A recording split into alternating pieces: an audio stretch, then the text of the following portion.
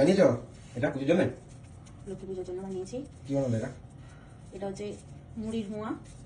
ভালো বানিয়ে একা একা বানিয়ে ফেলে? দেখি কটা মোয়া গেছো? এই যে মোয়াগুলো। বাহ, খুব ভালো হয়েছে গো। এগুলো গরম গরম অবস্থাতে পাকিয়ে ফেলতে হয়। এরপরে খৈর উপরা করবো, খৈর কটা মোয়া করবো, নারকেলের নাড়ু করবো। দারুণ হয়েছে। এই যে খুব ভালো পাক হয়েছে, মানে পাকটা বেঁধেছে আর কি। এই জন্য গ্যাস থেকে তো নামাইনি, এটা একটু গরম গরম অবস্থাতেই করে ফেলতে হয়। ইন্ডিয়াতে এই সিস্টেমটা নেই যে ওদের যে গ্যাসের উপর করতে হয়, তারপরে গ্যাস বন্ধ করে দিলে ঠান্ডা হয়ে যায়। আর আমাদের এখানে এই সুবিধাটা আছে যে এটা গরম থাকে। তো আমি প্রথমবার মোয়া বানালাম। তুমি তো বাড়িতে বানানো কখনো বলো? না ইন্ডিয়াতে? না, এই প্রথমবার আমি মোয়া বানালাম। এই প্রথমবার আমি একা একা লক্ষ্মী পুজো করবো। বন্ধ করে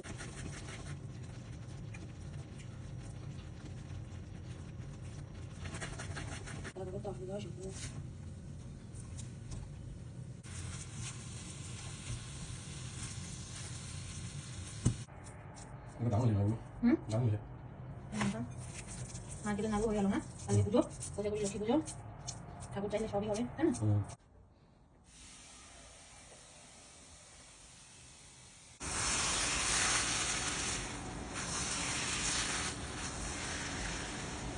এটা হচ্ছে হ্যাঁ, আর এদিকে হচ্ছে ছোলা ডাল। দুটো ভেজে প্রায় পুজো যাবে। আর দেখা যাক কি কি করা যায়। মনে করে ভালো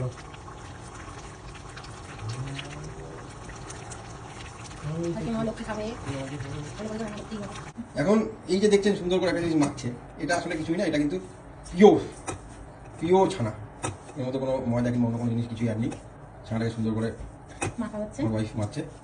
দেখে মনে হচ্ছে সে কোনো সময় হয়তো মিষ্টি দিয়ে কাজ করতো। যদিও এটা সবাই মা লক্ষ্মীর কৃপা আর কি।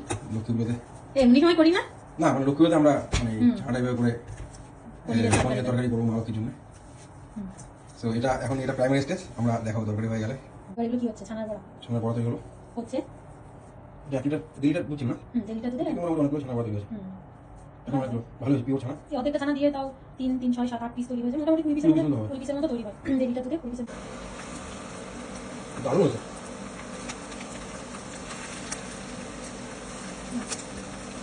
দেখেন তো দেখিয়েছে দারুণ হয়েছে।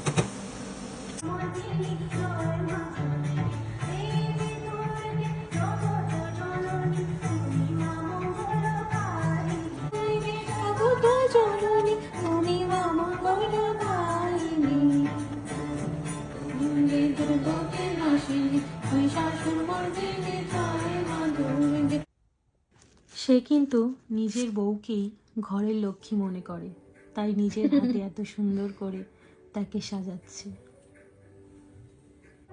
কথায় আছে না যে রাধে সে চুলও বাঁধে। এতদিন কথাটার মানে ঠিক সেভাবে বুঝতে না পারলেও এখন আস্তে আস্তে বুঝতে পারছি। সারাদিন অফিসের পর বাড়িতে এসে যেভাবে পেরেছি, যতটুকু পেরেছি মা লক্ষ্মীর জন্য আয়োজন করেছি। তবে মিস্টার কাপুরিয়া না থাকলে এত কিছু করা আমার একার পক্ষে হয়তো সম্ভব হয়ে উঠত না।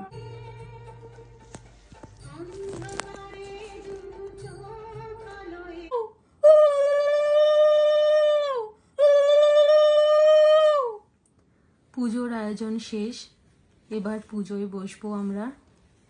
ভোগে ছিল খিচুড়ি, পনিরের সবজি, ফ্রুট চাটনি, পায়েস, লুচি, ছোলার ডাল, সুজি, মোয়া মুরকি, ফল মিষ্টি, নাড়ু, এগুলো তো আছেই। যারা যারা ভিডিওটা দেখছো জানিও কেমন হয়েছে।